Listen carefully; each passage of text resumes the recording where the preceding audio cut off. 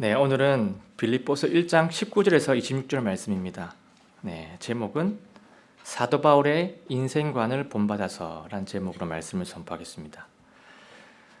네, 오늘은 바울 서신이기 때문에 당연히 사도 바울 이야기입니다. 자, 지금 사도 바울은요, 이 로마 감옥에 투옥이 되어 있는데 그래도 이 빌립보 교회 성도들한테 영적인 메시지를 주기 위해서 하나님 말씀을 전하기 위해서 지금 편지를 쓰고 있습니다. 근데 오늘 이 본문 이 앞쪽의 내용이 무슨 내용이냐면요. 이 로마 감옥에 있는 이 상황을 쫙 얘기하고 있는데 지금 상황이 생각보다 괜찮다. 아니면 지금 상황이 오히려 좋다. 내가 지금 감옥에 있지만 이 감옥에 있기 때문에 다른 성도님들이 더 열심히 복음에 대해서 열심을 다하고 또 복음 전도에 더 열정적으로 임하고 있다. 그래서 나는 지금 만족하고 기뻐한다. 이런 식으로 앞쪽에 사도 바울이 말하고 있습니다. 근데 아무리 사도 바울이 믿음이 좋다고 하더라도 자기가 지금 이 감옥에 갇힌 상황, 이 상황을 만족해하고 기뻐한다는 것은 좀 오버된 표현이 아닌가, 좀 과장된 표현이 아닌가라는 생각이 들 수도 있을 겁니다. 하지만 오늘 본문을 좀 다 살펴보시고 나면 이게 과장이 아니구나. 정말 왜 이렇게 할 수 있었는지 우리가 이해할 수 있을 겁니다. 사도 바울이 과연 어떤 인생관을 가지고 있어서 이렇게 만족할 수 있는지 우리가 이해가 될 것입니다. 그래서 오늘 이 인생관을 우리가 본을 딱 받으면 우리 삶도 정말로 이 환경을 초월한 그러한 행복한 삶으로 변화가 될 수 있을 겁니다. 그러면 먼저 첫 구절을 보겠습니다. 빌립보서 1장 19절 말씀입니다. 이는 너희의 기도와 예수 그리스도의 영께서 공급해 주심을 통해 나의 간절한 기도와 소망에 따라 이것이 나의 구원으로 바뀔 줄 내가 알기 때문이라. 자, 지금 오늘 이 구절을 보시면요, 맨 마지막 줄에 이런 말이 있죠. 사도 바울이 지금 이것이 나의 구원으로 바뀔 줄 안다 라고 이렇게 지금 말씀하고 있습니다. 자, 여기서 이것이라는 게 뭐냐면요, 지금 바울이 처한 감옥 갇힌 상황을 얘기합니다. 지금 감옥 상황이 나의 구원으로 바뀔 줄 안다, 구원으로 바뀔 것이다 라고 이렇게 말을 하고 있습니다.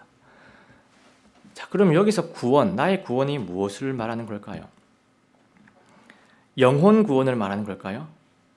사도 바울은 이미 구원받았습니다. 그러면 영혼 구원은 아니겠죠. 그러면 이 구절에서 구원이 어떤 구원인지 우리가 딱 추정할 수 있게 해주는 힌트가 있는데요. 그 힌트가 뭐냐면 이 구절 앞부분에 이런 내용이 있죠. 너의 기도와 예수 그리스도의 영께서 공급해 주심을 통해, 이 말이 약간의 힌트를 주고 있습니다. 성도님들의 기도 그리고 성령님의 공급해 주심, 이것들 때문에 이루어지는 기도, 이루어지는 구원, 그러면 무엇일까요? 이 구절만 딱 보면 이 구원은 감옥에서 풀려나는 것, 감옥에서 해방되는 것, 이 구원을 말한다라고 바로 이렇게 떠올릴 수 있겠지만요, 사실 그 구원도 아닙니다.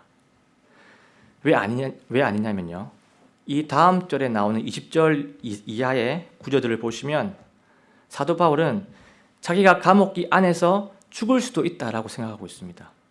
감옥에서 나온다는 것을 100% 확신하고 있지 않아요. 그러니까 이 19절에서 나오는 이 확신하는 구원은 감옥에 석방되는 것은 아니라는 겁니다. 그리고 어떤 주석을 보면 이렇게 해석하는 주석이 많이 있습니다. 이 구원은 마지막 때 예수님 품으로 돌아가는, 그러니까 몸이 구속되는 구원, 그러니까 우리가 휴거될 때 몸이 영화롭게 변화돼서 휴거가 되는 그 상황을 말한다, 이런 식으로 해석을 하기도 합니다. 그런데 이 해석도 좀 맞지가 않죠. 왜냐하면 아까 19절 앞부분에 보면, 앞부분에 있는 내용을 딱 적용을 시켜보면 마지막 때 구속이 너희의 기도와 예수 그리스도의 영께서 공급해 주심을 통해 이루어진다, 이렇게 해석이 되어버리기 때문에 논리가 뭔가 좀 안 맞게 됩니다. 마지막 때 우리가 이 휴거가 되는 것은요, 성도들의 기도 덕분에 이루어지는 것이 아니죠. 이 휴거는 모든 믿는 자들이 반드시 겪게 되는 예수님의 계획이십니다.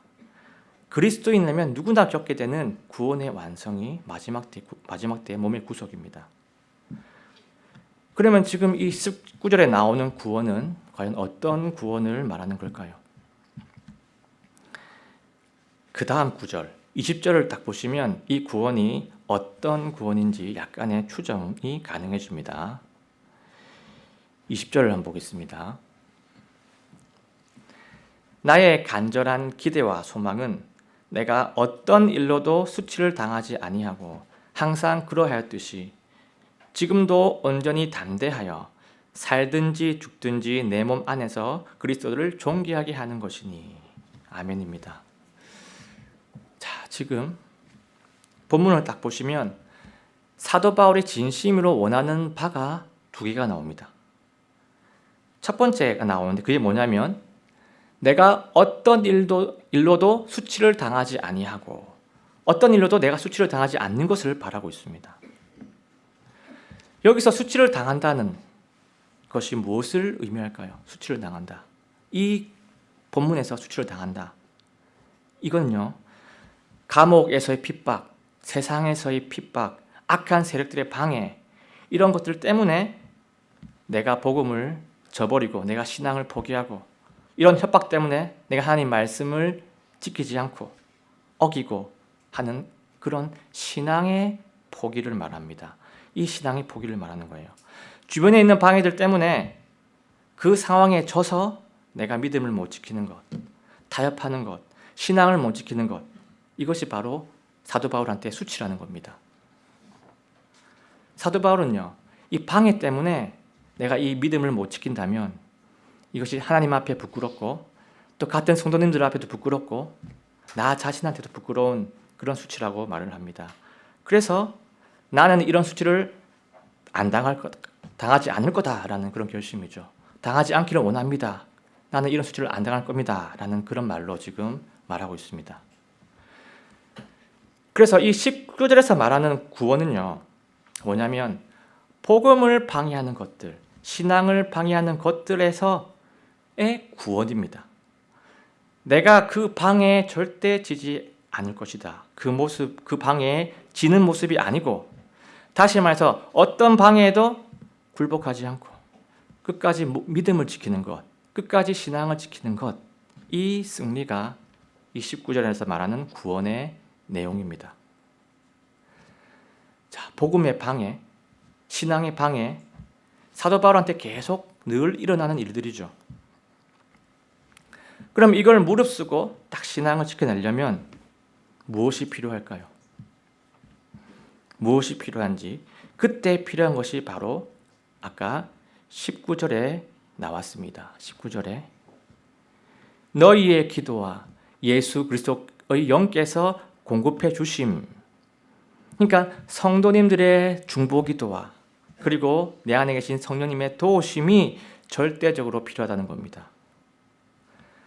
이 세상 앞에, 이 세상의 방해, 그리고 사탄의 방해 앞에서 끝까지 내가 신앙을 지킬 수 있는 것은 나의 잘남도 아니고 나의 의도 아니고 나의 굳은 의지도 아니고 누군가의 중보기도와 또 성령님의 도우심 덕분에 가능하다는 그런 말씀입니다.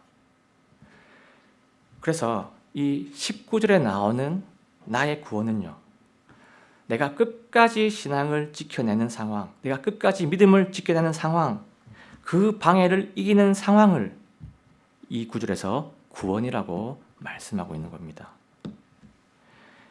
결국에 이 19절과 20절 앞부분에서 보여주는 사울의 인생관이 나옵니다. 이 사울의 인생관은 이겁니다. 힘든 상황에서 끝까지 신앙을 지켜내는 삶. 이것이 바울한테 보이는 첫 번째 인생관입니다. 여러분, 근데 우리한테는 언제나 늘 사탄의 방해가 있습니다. 방해가 있을 겁니다. 앞으로도 계속. 예를 한번 들어보면 이겁니다. 이런 경험이 있을 겁니다. 직장에서 누군가한테, 불신자한테 예수님을 전하고 복음을 전하면 예수님 믿으세요, 이런 식으로 말을 하면요, 왜 그런 걸 강요하냐고 하면서 핀잔을 줄 때가 있습니다. 또 예수님 믿는 사람으로서 정말 하나님 말씀대로 살기 위해서 직장에서 정말 정직하게 일하고 원리 원칙대로 일을 하면요, 참 융통성 없구나, 고지식하구나 하면서 핀잔을 주기도 하고요, 자기만 그렇게 잘났냐 하면서 슬며시 왕따를 시키기도 합니다. 가끔 이런 얘기도 해요. 야, 너는 그렇게 하나님을 잘 믿는데 왜 성적은 1등을 못하고 왜 실적은 1등을 못하냐? 너네 하나님은 그 잘 믿는 너한테 그런 것도 안 주시냐? 하면서 믿음 생활 자체를 어리석게 여기기도 합니다. 자, 그런데 그러한 방해에도 불구하고, 그러한 핀잔에도 불구하고 우리가 사도 바울처럼 다른 분들의 중보 기도와 나의 기도와 또 성령님의 도우심으로 우리가 그래도 끝까지 우리의 신앙과 믿음을 잘 지켜내시기를 간절히 바랍니다. 자, 이제는 20절 뒷부분으로 한번 가보겠습니다. 20절 뒷부분입니다.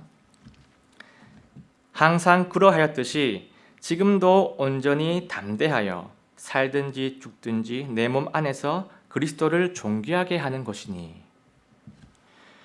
자, 지금 사도 바울이 간절히 원하는 것 두 번째가 또 나왔습니다. 두 번째, 살든지 죽든지 내 몸 안에서 그리스도를 존귀하게 하는 것이다. 이것입니다. 사도 바울은요, 자신의 삶으로 예수님을 존귀하게 하는 것이 자신의 소원이었습니다. 자신의 소망이었습니다.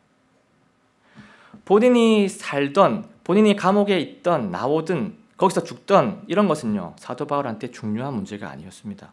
내 삶이 예수님을 존귀하게 하고 있느냐 아니면 그렇지 못하고 있느냐, 그것이 사도 바울한테 중요했습니다. 이 바울의 관심은요, 현재든 미래든 그리스도를 높이는 것에 집중이 되어 있었습니다. 다른 것에선 특별히 마음이 없었습니다. 뺏기지 않았습니다. 자, 근데 20절을 보시면 이런 말이 나오죠. 내 몸 안에서 그리스도를 존귀하게 하는 것이니. 지금 내 몸 안에서 그리스도를 존귀하게 하는 것을 원하고 있습니다. 내 몸 안에서, 이 말이 무슨 말입니까?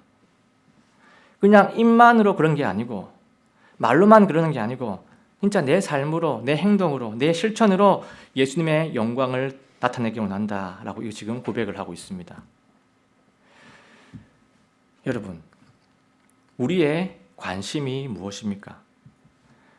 우리의 관심이 이 땅에 있는 것들의 전부한테 있습니까? 물론 이 땅의 것들 정말 필요하고 정말 필요하기 때문에 열심히 일을 해야 되고 성실하게 일하면서 살아가야 합니다. 근데 이 땅의 것들은요, 필요한 것이지 그 이상의 것들은 아닙니다. 이 땅의 것들은요, 결코 우리의 소망이 될 수가 없고 결코 우리의 꿈이 될 수가 없습니다. 이 땅의 것들은 결코 우리의 목표가 될 만한 것들이 단 하나도 존재하지 않습니다. 한번 21절로 가보겠습니다. 이는 내게는 사는 것이 그리스도시요 죽는 것이 이득이기 때문이라. 참 귀한 말씀이 지금 나왔습니다. 사도 바울의 인생관을 이 한 말씀에 탁 압축시키고 있습니다. 내게는 사는 것이 그리스도시요 죽는 것은 이득이기 때문이라. 내게는 사는 것이 그리스도다. 자, 이 말이 무슨 뜻일까요? 여기서 산다라는 말이 있죠. 이 산다라는 말, 이게 영어 킹제임스 성경에 보면요, live입니다. live 살다. 그리고 그리스어로 보면 젠입니다. 젠. 이 젠은 생명을 소유하다라는 동사의 현재 부정사 형태입니다. 그런데 이 현재 부정사라는 것은요, 생명이 있는 상태를 말하는 게 아니고 살아있네 이 뜻이 아니고요, 계속해서 살아가는 과정, 그 과정을 뜻하는 형태입니다. 그 과정을 뜻하는 거예요. 그래서 이 구절이 무슨 뜻이냐면 내가 살아가는 순간순간이 그리스도다. 내가 살아가는 그 순간순간의 목적과 그 순간순간의 이유가 그리스도다. 그러니까 내 삶의 모든 과정이 그리스도 중심이라는 것입니다. 자, 그리고 나서 뭐라고 하십니까? 지금 죽는 것이 이득이다라고 말씀합니다. 그리스도 중심의 삶이면 왜 죽는 것이 이득입니까? 그리스도의 중심 삶이면 우리가 죽으면 가는 곳이 어디입니까? 죽으면 가는 곳이 예수님의 품입니다. 예수님의 덕분에 다시 태어났고 예수님 위해 살다가 결국 예수님의 품으로 가는 것, 이것이 정말 얼마나 환상적인 과정입니까? 우리의 이 삶의 이유가 그리스도가 된다면요, 죽는 것이 예수님과 가장 가까워지는 상황이기 때문에 죽는 것도 이득이 될 거고 죽음 이후의 상황이 오히려 우리의 소망이 될 겁니다. 똑같은 원리입니다. 마찬가지로 우리가 죽지 않고 이 땅에 살고 있다면요, 예수님 중심으로 살아가는 것이 우리한테 가장 가치 있는 삶이고 우리의 가장 행복한 삶이 될 수 있을 겁니다. 오늘 이 사도 바울 말씀처럼 우리도 정말 예수 그리스도를 위해서, 예수 그리스도의 종기를 위해서 살아가는 그러한 존귀한 그리스도인이 되시기를 간절히 바랍니다. 그래서 사도 바울의 인생관 두 번째입니다. 인생관 두 번째입니다. 살든지 죽든지 그리스도를 존귀케 하는 삶입니다. 이 삶이 바울의 두 번째 인생관이었습니다. 자, 이제는 바울의 인생관 세 번째로 한번 가보겠습니다. 나머지 본문들을 찬찬히 살펴보면 그것이 나올 겁니다. 22절입니다. 그러나 내가 육체 안에 산다면 이것이 내 수고의 열매이니라. 그럼에도 내가 무엇을 택할지 알지 못하노니. 자, 이 사도 바울은요, 그리스도 중심의 삶이었기 때문에 이 땅에서 예수님의 뜻을 위해서 살아가는 것도 좋고 죽는 것은 더 좋고 이런 상황이 있습니다. 이 땅에 사는 것도 좋고 죽는 것도 좋습니다. 사도 바울은요, 죽어서 정말 예수님 만나는 것, 사실 그게 훨씬 더 좋은 상황이죠. 훨씬 더 좋은 상황인데 22절을 보면 그러나 내가 육체 안에 산다면 이것이 내 수고의 열매이니라. 그러나 내가 이 땅에 살아 있다면 하나님이 주시는 열매를 내가 얻게 될 거다. 내가 이 땅에 살아서 사역을 한다면 하나님이 귀한 열매도 주실 것이다. 그러니까 내가 이 땅에 사는 것이 하나님의 뜻이 나면, 하나님이 원하시는 거라면 기꺼이 사역을 하면서 이 땅을 살아가고 싶다, 이 말입니다. 그런데 죽느냐 사느냐 이것이 나의 선택이라고 하면은 솔직히 어떤 선택을 해야 할지 그거는 잘 알지 못하겠다라고 지금 고백을 하고 있습니다. 자, 지금 이 문제는요, 사도 바울한테 상당히 어려운 문제입니다. 왜 어려울까요? 사실 사도 바울 입장에서 딱 생각을 하면 너무나도 쉬운 문제입니다. 사도 바울은 앞에서 뭐라고 했습니까? 이미 죽은 것이 이득이다라고 고백을 했습니다. 사도 바울은요, 예수님께 가는 것이 100번이고 1000번이고 자기한테 이득인데 사도 바울은 왜 선택을 어려워할까요? 지금 그 이유는 너무나도 간단합니다. 사도 바울의 인생관이 그리스도 중심이기 때문입니다. 사도 바울의 인생관이 내가 행복한 것, 내가 즐거운 것, 내가 기쁜 것, 이런 것들이 아니었고요. 존재의 목적이 예수 그리스도입니다. 죽는 것이 예수님의 뜻인지, 살아서 사역을 하는 것이 그리스도의 뜻인지 본인이 알 수 없기 때문에 지금 선택이 힘든 겁니다. 바울이 지금 이런 고민을 한다는 자체가 너무나 대단합니다. 존경스럽습니다.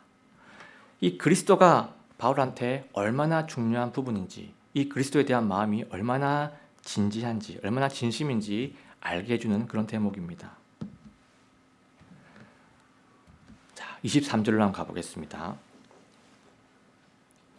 이는 떠나서 그리스도와 함께 있기를 바라며 내가 둘 사이에 끼어 있기 때문이라. 떠나는 것이 훨씬 더 좋으나.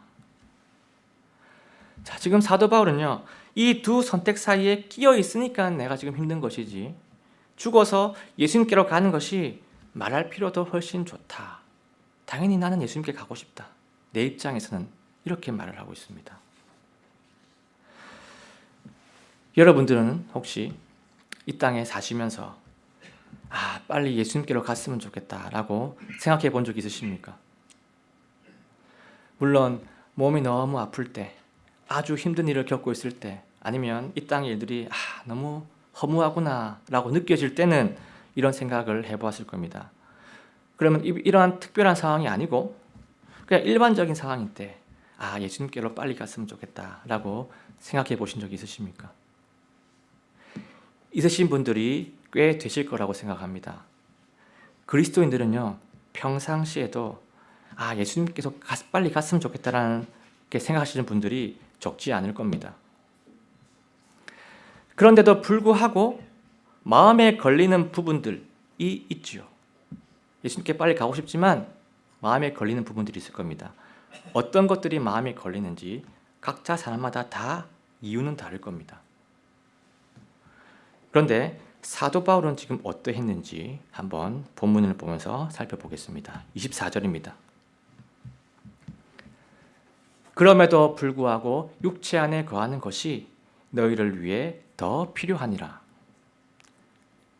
그럼에도 불구하고 내가 예수님께로 가는 것이 훨씬 더 좋고 내가 더 바라고 있음에도 불구하고 육체 안에 있는 것이, 이 땅에 남아있는 것이 너희를 위해 더 필요하니라.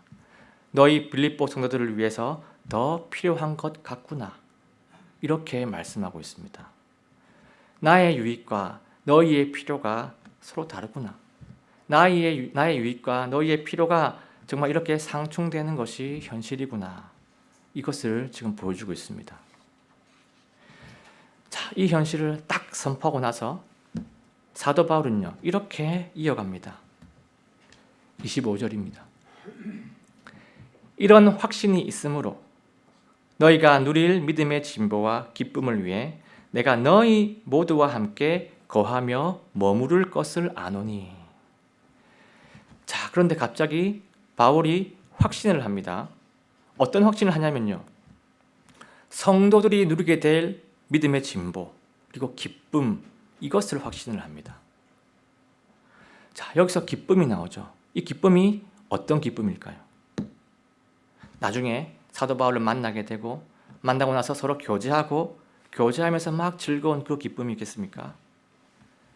아닙니다. 지금 이 기쁨은요, 앞에 나오는 믿음의 진보, 믿음의 성장으로 느껴지는 그런 성장에 대한 신앙적인 기쁨을 말합니다. 바울은요, 이제는 확신을 합니다. 하나님께서 자신을 바로 탁 데려가지 않으시고 이 땅에 남겨두시겠구나라는 것을 확신을 합니다. 편지를 쭉 쓰다 보니까 결국에 나중에 하나님의 뜻을 깨닫게 된 것입니다. 하나님께서 정말 빌립보 성도들의 믿음의 성장을 위해서, 또 이 믿음 성장을 통해서 느낄 수 있는 그런 기쁨을 위해서 바울을 자신을 이 땅에 남겨둘 것 같다라고 지금 말씀을 하고 있습니다. 지금 사도 바울은요, 빌립보 교회가 지금 얻게 될 그런 영적인 많은 열매들, 이 열매들이 하나님의 뜻이라는 것을 지금 이제 알게 됩니다. 바울은 지금 예수님께로 가는 것이 좋은지, 이 땅에 남는 것이 좋은지 그 선택에서 결국에 이 땅에 남는 것이 하나님의 뜻일 것이고, 그렇다면 남는 것이 나의 뜻이 될 거라고, 이렇게 지금 답을 내놓고 있습니다. 내가 이 땅에 남게 된다면 그것은 오직 너희들을 위한 것이다. 오로지 이 성도들의 유익을 위한 것이다. 라고 바울은요, 자신의 인생관을 넌지시 이렇게 보여줍니다. 다 너희들을 위해서 내가 남게 되는 것이다. 이것입니다. 그리고 26절에 이렇게 얘기합니다. 이것은 내가 다시 너희에게 감으로 예수 그리스도 안에서 너희의 기쁨이 나로 인해 더욱 풍성하게 하려 함이라. 이것은 나오죠. 이것은 내가 너희와 머물게 되는 것은 예수 그리스도 안에서 너희의 기쁨이. 자, 예수 그리스도 안에서 너희의 기쁨이. 여기서 기쁨이 나옵니다. 이 기쁨은요, 영어 성경 킹제임스 성경에서 보면 rejoicing입니다. rejoicing. 이 rejoicing은요, 우리나라 그 영어 사전, 뭐 동아 출판사, 뭐 YBM, 교학사 이런 출판사에 나오는 영어 사전을 보면요, 그냥 기쁨입니다. 기쁨. 그런데 옥스퍼드 영어 사전을 보면요, 그게 아니고 크게 기뻐함, 대단히 기뻐함. 그러니까 기쁨의 정도가 훨씬 깊다는 것을 말해주고 있습니다.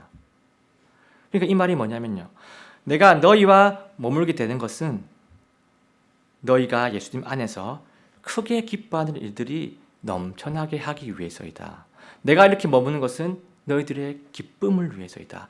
예수님 안에서 느낄 수 있는 그 기쁨을 위해서, 그 기쁨을 충만하게 하기 위해서 내가 머무는 것이다 라고 사도 바울은 자기의 말을 마무리합니다. 이 말은요, 사도 바울의 세 번째 인생관을 보여줍니다. 세 번째 인생관입니다. 나의 유익보다는 남의 유익을 위해 사는 삶입니다.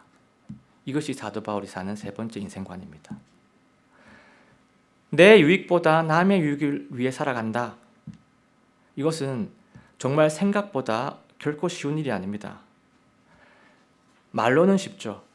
글로 쓰는 건 쉽죠. 기도하는 건 쉽습니다. 그런데 실제로 그렇게 살아가는 것은 어렵습니다. 물론 일시적으로는 그렇게 할 수 있죠. 잠깐 동안은 그렇게 할 수 있습니다. 한 1년 정도는 누군가를 위해 살아갈 수 있고 한 1년 정도는 누군가를 위해 후원을 할 수 있습니다. 그런데 내 남은 인생을 남을 위해서 쭉 살아가는 것은요, 거의 불가능한 일들입니다. 이런 일들은요, 자식을 둔 부모님한테도 어려운 일이에요. 부모도 자식을 키울 때야 자식한테 그렇게 할 수 있지, 다 큰 성인이 된 자식한테 키울 때처럼 자기 자식 유익을만을 위해서 계속 살아간다는 것은 어렵습니다. 부모도 자신 스스로의 그 인생도 스스로 담보할 수 없기 때문에 남을 위해서, 자식을 위해서 계속 그렇게 살아가는 것은 결코 쉽지가 않습니다. 남의 유익을 위해서 살아가는 삶, 이 삶은요, 예수님이 사신 삶입니다. 남을 위해서 예수님은 이 땅에 내려오셨고요, 남을 위해서 이 땅에서 각종 이적과 기적을 베푸셨고요, 남을 위해서 예수님은 죽으셨습니다. 그래서 예수님의 사도인 사도 바울도 이 예수님의 삶을 지금 따르고 있습니다. 바울이 남을 위해 살아갈 수 있는 것은요, 자기가 가지고 있는 긍휼함, 자기가 가지고 있는 사랑, 그런 것도 있겠지만 결정적인 요인은 그게 아니고요, 바울의 인생관이 그리스도 중심의 삶이기 때문에 그것이 가능한 겁니다. 바울이 살아가는 목적은요, 오직 그리스도였습니다. 그리스도 인해 구원을 받았고, 그리스도의 인해 사명을 받았고, 그리스도를 위해 살아가고 있기 때문에 바울은 예수님처럼 남을 위한 삶을 살아갈 수가 있었습니다. 여러분, 우리들은 그리스도인입니다. 사도 바울과 똑같은 그리스도인입니다. 우리도 똑같이 그리스도 중심의 삶을 살아갈 수 있고요, 그리스도의 중심의 삶이 우리가 살아가는 목적과 이유가 얼마든지 될 수가 있습니다. 이 모든 세상은요, 자기 중심적인 삶을 살아가고 있고, 자기 중심적인 삶이 당연한 거고, 그렇게 살아가지 못하면 어리석은 것으로 여기는 것이 바로 이 세상입니다.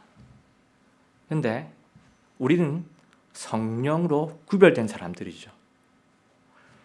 그리스도의 피로 죄 없다함을 받았고요, 그리스도의 영으로 구별함을 받았습니다. 우리가 지금 성령으로 구별되었기 때문에 지금 이 사도 바울의 인생관, 오늘 이 구절들, 이런 내용들, 이런 것들에 관심이 가는 거고요, 이런 것들에 귀가 기울어지고, 이런 것들에 내 마음이 지금 동하는 겁니다. 믿지 않은 자들한테는요, 이 말씀이 왔을 때 남 얘기입니다. 우리가 성령으로 구별됐기 때문에 우리가 이 사도 바울의 인생관, 이 내용들이 관심이 가고 우리의 감동이 오는 겁니다. 내 안에 계신 성령님 덕분입니다. 오늘은 사도 바울의 이 인생관을 한번 살펴봤습니다. 우리에게 도전이 되고요, 우리에게 또 새로운 소망도 주어졌습니다. 우리는 이 땅에서 적당히 먹고 살다가 적당한 때 죽기 위해 사는 그런 사람들이 아닙니다. 우리는 특별한 사람들이죠. 특별한 사람들이에요. 근데 특별한 사람들이지만 또 특별하게 살아가기에는 우리의 힘으로 버거운 것도 사실입니다. 우리의 힘으로 특별하게 살아내는 것은 너무나 힘듭니다. 여러분, 하나님의 절대적인 사랑을 경험한 자만이, 하나님의 이 아가페 사랑을 경험한 자만이 사도 바울처럼 살아갈 수가 있습니다. 하나님의 은혜로 구원을 받고 하나님의 사랑 덕분에 내가 매일매일 살아간다고 여기는 사람만이 힘든 상황에서 끝까지 신앙을 지켜낼 수 있고요, 살든지 죽든지 그리스도를 존귀하는 삶을 살아갈 수 있고, 나의 유익보다 남의 유익을 위해 사는 삶을 살아갈 수가 있습니다. 방금 나온 이 삶들, 이 삶은요, 자기 중심적인 삶이 아니라 그리스도 중심적인 삶을 살아갈 때 비로소 그렇게 할 수 있는 특별한 삶입니다. 그래서 예수 그리스도로 말미암아 그리스도의 영이신 성령님의 그 다스림을 딱 받으셔서 그리스도의 종기를 위해서, 그리스도의 뜻을 위해서 살아가시는 우리 모두가 되시기 바랍니다. 그래서 이 모든 과정이 끝나고 예수 그리스도의 중심의 삶을 다 끝내고, 이 과정을 다 끝내고 우리가 더 큰 기쁨을 가지고 예수님 품에 가게 되었을 때, 그때 우리가 예수님과 더 깊게 교제하고 더 친밀히 교제하고 또 예수님이 주시는 영원한 안식을 마음껏 누리시기를 예수님의 이름으로 간절하게 소원합니다.